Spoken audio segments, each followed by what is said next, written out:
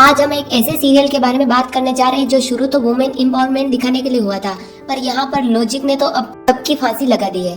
हम बात कर रहे हैं अनुपमा के बारे में। वही सीरियल जो इंडिया की हर घर में हर औरत को देखना तो जरूरी है।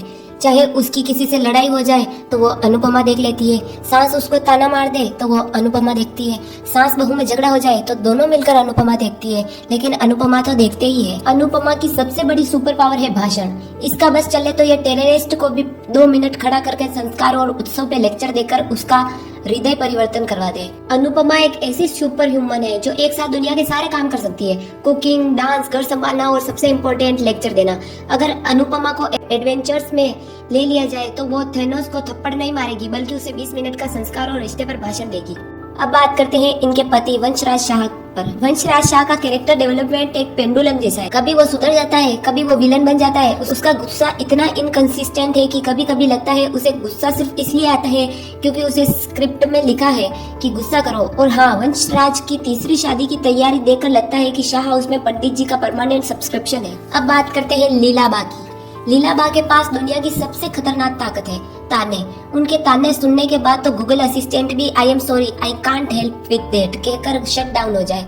हर एपिसोड में उन्हें कोई ना कोई नया बहाना चाहिए अनुपमा को बुरा मनहूस कहने का। अगर अनुपमा ने चम्मच भी गलत जगह रख दी तो बा का डायलॉग होगा, अनुपमा तूने मेरे खानदान की नाक कटा दी। अब बात करते हैं इस शो के सबसे ज्यादा पैसे वाले आदमी अनुज के बारे में। अनुज बेचारा 26 साल तक वेट किया। इतना सब्र तो आजकल के लोगों में 5G इंटरनेट के लिए भी नहीं होता।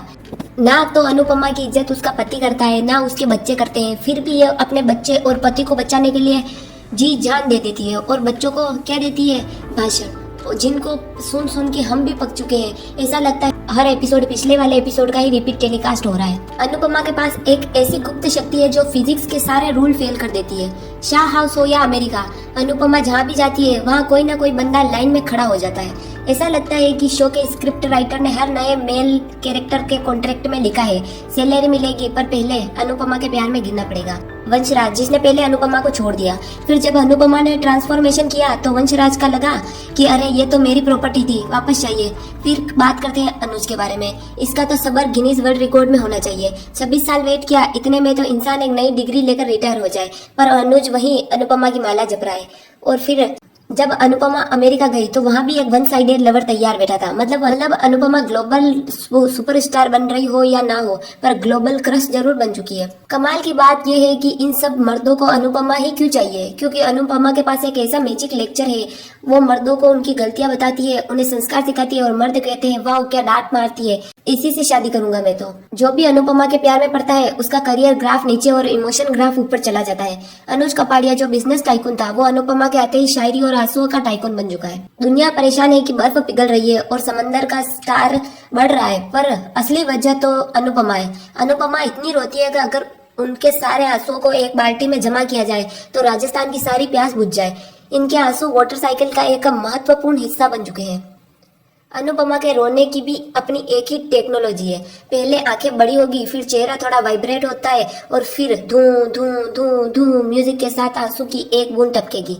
वो बूंद इतनी स्लो मोशन में गिरती है कि तब तक ऑडियंस एक कप चाय बनाकर पी ले। अनुपमा के पास हर इमोशन के लिए अलग फिल्टर है। जब कोई बेटा मम्मी बोल दे तो अनुपमा के खुशी के आंसू आ जाते हैं। जब वंशराज उसे कुछ बोल दे तो उसको फिर आंसू आ जाते हैं।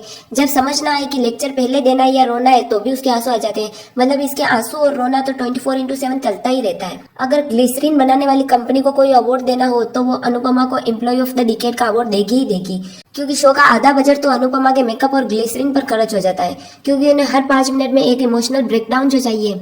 आज यहीं पे खत्म करते हैं इस बात को, क्योंकि मेरा दिमाग ये अनुपमा के 1-2 एपिसोड देख के ही पक चुका है। मेरे को ये नहीं पता कि ये लोग कैसे इस सीरियल को देखते हैं। तो अब मैं इसको बंद करने जा रही हूँ, और अगर आपको पसंद आए तो लाइक करें, सब्सक्राइब करें और कमेंट में पार्ट 2 लिखे ताकि अगला पार्ट भी जल्द ही बनाऊं मैं। और दूसरी बात, ये वीडियो सिर्फ मस्ती मजाक के लिए होती है, ये किसी पर्सनल इंसान के ऊपर कमेंट नहीं होती है, सिर्फ उस कैरेक्टर के बारे में है, तो इसको दिल पर ना लें। Thank for watching.